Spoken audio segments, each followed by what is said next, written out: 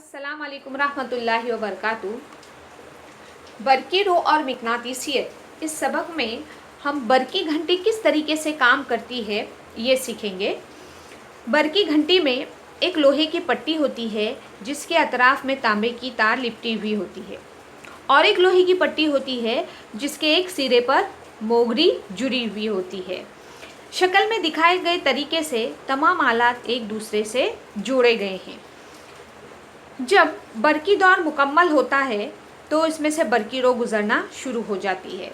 जब बरकी रो गुज़रती है उस वक्त यहाँ पर तांबे की तार से जब बरकी रो गुज़रती है तो ये लोहे की पट्टी बरकी मिकनातीस के तौर पर अमल करना शुरू कर देती है और ये बरकी मिकनातीस ये लोहे की पट्टी को अपनी तरफ कशिश कर लेता है, जिसकी वजह से जो मोगरी है ये कटोरी पर पड़ती है और बेल की आवाज़ सुनाई देती है।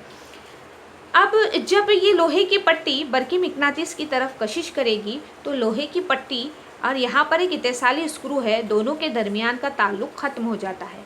ताल्लुक़ ख़त्म होने की वजह से बरकी दौर खुल जाता है और बरकी दौर खुलने से इसमें से गुज़रने वाली बरकी रो गुज़रना बंद हो जाती है।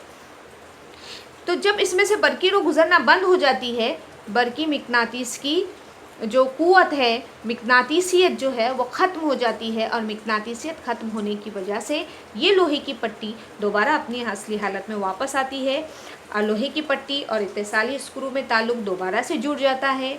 बरकी दौर मुकम्मल होता है और बरकी रो इसमें से गुज़रना शुरू हो जाती है।